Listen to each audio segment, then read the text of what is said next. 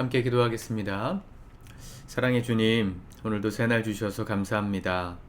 믿음으로 살아가는 이날, 우리의 마음 가운데 주께서 힘을 주시고 또 주님 안에 성령으로 승리하는 우리 모두가 되게 하여 주옵소서. 예수님의 이름으로 기도드립니다. 아멘. 찬송가 544장 찬양하시겠습니다.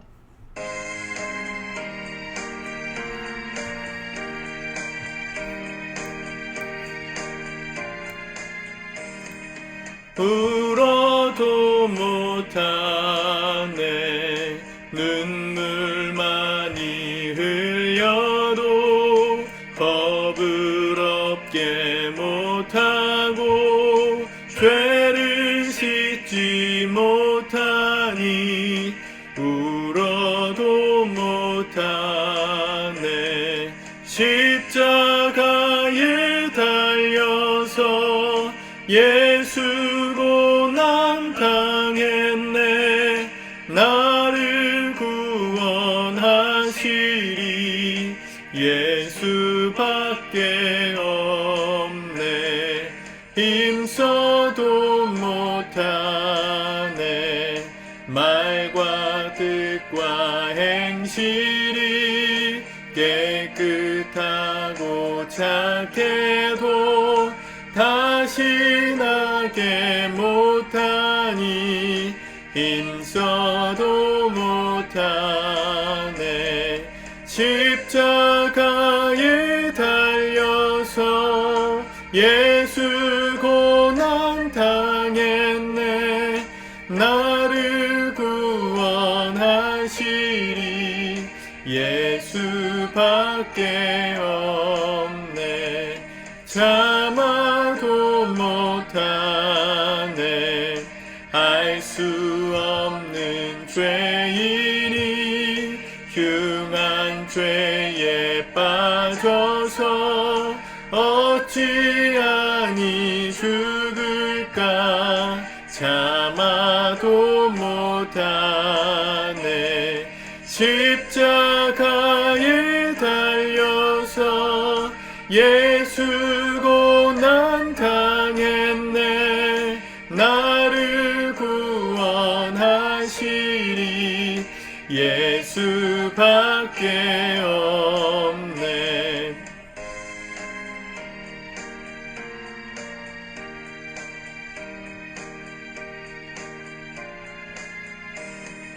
믿으면 하겠네 주 예수만 믿어서 그 은혜를 힘입고 오직 주께 나가면 영원 삶을 얻네 십자가에 달려서 예수 고난 당했네 나를 구원하시리 예수밖에 없네 아멘. 오늘은 하나님 말씀 열왕기상 20장 말씀을 같이 묵상하도록 하겠습니다.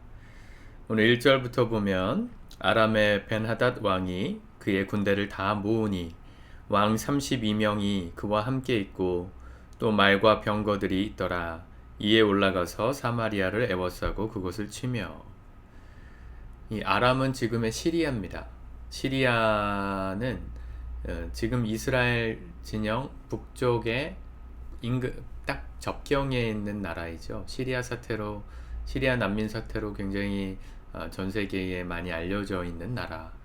그 시리아가 오래된 이름이 아람입니다. 언제든지 그 가나안 땅을 차지하고자 했어요. 아람은 이 아람 왕 베나닷이 이 북이스라엘의 수도였던 사마리아 성을 포기하고 사신을 보내서 이렇게 말합니다.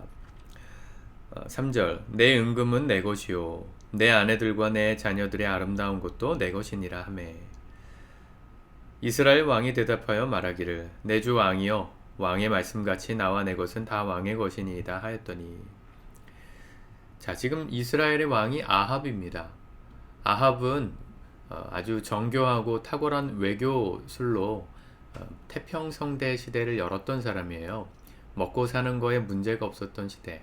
그런데 엘리야를 통해서 가뭄이 임하고 또 바알 선지자, 아세라 선지자 그들을 800명 이상 죽임을 당하게 되는, 그러니까 민족적으로는 사실은 영적으로는 굉장히 각성이지만 이 정치적으로나 종교적으로는 굉장히 혼란한 상태죠.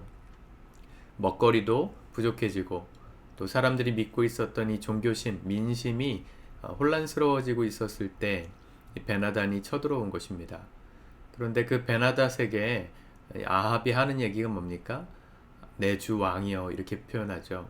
그러니까 지금 누가 위에 있는지 아시겠죠? 아람 군대가 훨씬 더 강했다는 걸 알 수 있습니다. 그런데 이 일을 놓고 7절에 보면 이 이스라엘 왕 아합이 나라의 장로들을 다 불러 이르되 너희는 이 사람이 악을 도모하고 있는 줄을 자세히 알라. 그가 내 아내들과 내 자녀들과 내 은금을 빼앗으려고 사람을 내게 보냈으나 내가 거절하지 못하였노라. 모든 장로와 백성들이 다 왕께 아뢰되 왕은 듣지도 말고 허락하지도 마옵소서 한지라. 자, 지금 아합은 자신이 없습니다. 내가 이 베나닷을 거스릴 수 있을까? 대적할 수 있을까? 자신이 없는데 장로들과 백성들은 깨어서 그의 말을 듣지 말라고 말해요. 그래도 뭔가 좀 마음에 이렇게 부족한 게 있다고 느꼈어요. 9절에 보면 왕이 이 아합이 베나단의 사신들에게 이르되 너희는 내 주 왕께 말하기를 왕이 처음에 보내 종에게 구하신 것은 내가 다 그대로 하려니와 이것은 내가 할 수 없나이다 하라. 이 사마리아에 있는 은금, 그 모든 것들은 다 가져가도 좋지만 이 사람들, 아내, 자녀 뭐 이런 것들을 내가 들어줄 순 없다. 그러니까 절반의 인정, 절반의 거절. 근데 그 절반의 거절도 반항이라고 생각해서 베나닷이 엄포를 놓죠. 10절에 사마리아에 부스러진 것이 나를 따르는 백성의 무리의 손에 채우기에 족할 것 같으면, 무슨 얘기냐면 사마리아가 부서질 건데 얼마나 철저하게 부서질 거냐면 부스러기가 이 자기의 병사들의 손에 잡히지 않을 때까지, 완전히 가루로 만들어 버릴 때까지 하지 않으면 신들이 내게 벌을 내릴 거다. 철저한 심판을 예고했습니다. 13절에 근데 특별히 한 선지자가 이 아합에게 나와서 하나님의 말씀을 전합니다. 내가 이 큰 무리를 보느냐? 내가 오늘 그들을 내 손에 넘기리니 너는 내가 여호와인 줄을 알리라 하셨나이다. 하나님께서 이스라엘을 통해서 아람을 심판하시고자 이미 정하신 상태였다는 겁니다. 그런데 아합은 뭘 봤어요? 큰 무리, 아합 군대의 강함만 보고 두려워하고 있었어요. 여러분, 우리가 살다 보면 이럴 때가 얼마나 많습니까? 영적으로 눈이 띄어지지 않은 상태에서 세상의 그 파도 앞에, 세상의 거대한 힘 앞에 우리의 믿음이 흔들릴 때가 얼마나 많습니까? 아합만 그런 게 아니라 우리가 그래요. 우리 주일날 보았지만 오병이어 기적이 일어나기 전에 그 수많은 사람, 수천 명의 사람들은 먹일 자신이 없었던 그 사람들을 어떻게 먹여야 될지 고민할 수밖에 없는, 그렇게 우리라고 했잖아요. 제자들이 믿음이 없어서가 아니고요. 누구나도 그렇게 반응하지 않았겠습니까? 어떻게 이 사람들 다 먹입니까? 여러분, 그것도 믿음이라 그랬죠. 우리가 마음에 불안하고 세상의 물결에 뭔가 마음이 흔들릴 때가 있어요. 그런데 문제는 더 중요한 건 뭐예요? 흔들릴지언정 말씀하심을 붙들고 말씀하신 하나님을 붙들고 순종하고 걸어가는 거예요. 그렇죠. 오병이어 떡과 물고기를 나눌 때, 주께서 축사하시고 나눠주라 하실 때 그 상황 속에서 순종할 수 있는 믿음, 불안하고 이게 될까 싶지만 하나님의 말씀 의지해서 믿음으로 걸어가고 할 수 있게끔 내게 힘을 달라 기도할 수 있는 것, 그게 믿음이라고 그러지 않습니까? 이 아합이 이 시대의 이 아람 군대의 커다란 진영의 그 강성함에 두려웠어요. 그럴 수 있어요. 거기까지는 인정하는데 문제는 뭐예요? 하나님을 보지 않는 게 문제였어요. 하나님은 이미 하나님께서 그 아람 군대를 이스라엘 통해서 무찌르실 계획을 갖고 계셨다는 걸 바라보지 못하고 듣지 못하고 있었어요. 못 깨달으니까 선지자를 보내서 말씀하십니다. 그리고 이 싸움이 이길 것이다, 그렇게 말씀하시는 것이죠. 14절 아합이 이르되 누구를 통하여 그렇게 하시리이까? 대답하되 여호와의 말씀이 각 지방 고관의 청년들로 하리라 하셨나이다. 아합이 이르되 누가 싸움을 시작하리이까? 대답하되 왕이니이다. 그렇게 해서 모아진 청년 232명하고 이스라엘의 진영의 7,000명의 사람들 군사들을 데리고 아합이 가서 전쟁에서 승리합니다.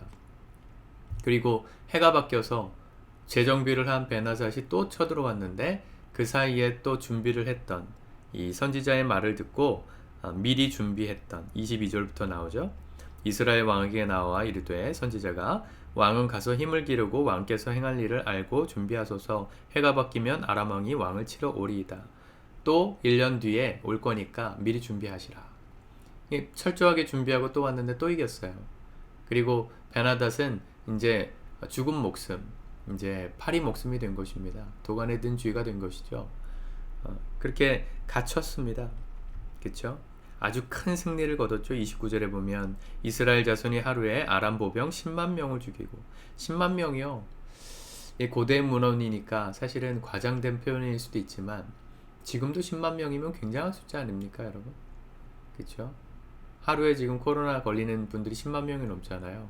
코로나 걸리는 게 10만 명이 넘는 것도 큰일인데 10만 명이 하루아침에 죽었다. 어마무시한 전쟁의 승리였습니다. 그렇게 도망간 베나닷이 목숨을 구걸합니다. 32절에 보니까 굵은 배로 허리를 동이고 테두리를 머리에 쓰고 이스라엘 왕에게 나아가서 베나닷이 청하기를 내 생명을 살려주옵소서. 사실은 어떻게 해야 돼요? 이때 하나님께서 베나닷을 심판하시기로 이스라엘 사람의 손에 붙여주신 것이기 때문에 당연히 처단했어야 돼요. 근데 아합은 어떻게 해요? 그가 아직도 살아있느냐? 그는 내 형제니라. 살려줬어요. 네, 34절에 보면 그래서 다메섹에 아합을 위한 거리를 만들어 놓고 기념할 수 있도록 다 조약을 맺어 놓고 베나닷을 놓아주었습니다. 그리고 그것에 대한 하나님의 심판이 선지자를 통해서 선언되죠. 이 선지자가 아합을 찾아가서 네가 내 손에 주었던 그 한 사람의 목숨을 놓아주었기 때문에 그의 목숨을 내 목숨으로 대신한다. 42절 그가 왕께 아뢰되 여호와의 말씀이 내가 멸하기로 작정한 사람을 내 손으로 놓았은즉 내 목숨은 그의 목숨을 대신하고 내 백성은 그의 백성을 대신하리라 하였나이다. 여러분, 우리가 하나님을 이해할 때 하나님 물론 사랑의 하나님이시죠. 죄인을 용서하시고 구원하시는 분이십니다. 근데 구약의 하나님은요, 그리고 이스라엘의 역할은요, 하나님의 심판을 행하는 대행자로서의 역할도 있어요. 하나님은 죄를 보실 수 없어요. 없다 하시는 분이 아니라 처리하시는 분이십니다. 예수 그리스도를 통해서 우리의 죄를 없애주신 게 아니고요, 다 처리하셨어요. 그게 구원이죠. 근데 그 예수 그리스도께서 오시기 이전이기 때문에 이스라엘을 공격하는 이방 무리들, 영적으로 따지면 이 영적인 사단 마귀의 대적들을 주께서는 심판하시는데 하나님 나라의 백성들을 통해서 하세요. 근데 그 심판의 역할을 순종하지 않을 때 주어지는 무서운 심판이 뭡니까? 그 심판의 대상이었던 그의 목숨을 놓아주었으니 네 목숨이 그의 목숨을 대신할 거다. 여러분, 우리가 살아가는 삶의 기준이 항상 하나님께 있어야 될 줄 믿습니다. 주께서 사랑하라 하시면 사랑하는 거고요. 주께서 심판하라 하시면 심판하는 것입니다. 내가 생각해서 내 의지로 이 사람하고는 좀 잘 지내봐야지. 물론 그게 나쁜 마음은 아니지만 하나님의 뜻과 반대되고 상충되는 거라면 기꺼이 내 뜻을 내려놓을 수 있어야죠. 그러려면 언제나 우리가 주님께 귀를 열고 살아야 합니다. 평소에도 그분의 말씀에 귀를 열고 살아야 합니다. 그래야 순종할 수 있습니다. 아합은 평생 그렇게 안 살았기 때문에 때로는 자기가 위기 상황에 몰렸을 땐 그분의 말씀을 듣고 승리하기도 했지만 결국 그가 하나님 앞에서 경건 생활, 그분 하나님께 귀를 열고 살지 않은 결과로 결국은 자기가 마음대로 또 그를 살려주고 베나닷을 살려준 대가를 치르게 된 것이죠. 우리의 삶에도 하나님을 향한 귀가 열려져 있으시길 축복합니다. 세상의 그 강성함 앞에 우리가 두려울 때가 있지만 언제나 하나님을 향하여 귀가 열려있는 사람, 그분의 뜻이 무엇인지를 분별할 수 있는 사람이 될 때 비로소 우리 삶의 참된 승리, 참된 축복이 허락되는 줄 믿습니다. 기도하겠습니다. 주님 감사합니다. 오늘 말씀하심에 오늘도 우리의 마음을 엽니다. 주님, 우리의 한켠에 날마다 주께서 주시는 말씀이 살아있게 도와주옵소서. 아니, 우리 마음의 중심에 주께서 말씀하시는 그 음성이 들려지는 영적인 귀가 날마다 열려져 있음으로 말미암아 세상의 풍파 앞에 흔들리고 넘어질 때도 있겠지만 요동하지 않고 다시금 마음을 잡고 겸비하여 주께서 기뻐하시는 삶을 살아가기로 순종하고 결단하는 매일의 삶이 될 수 있도록, 이 하루가 될 수 있도록 은혜 베풀어 주옵소서. 예수님의 이름으로 기도합니다. 아멘.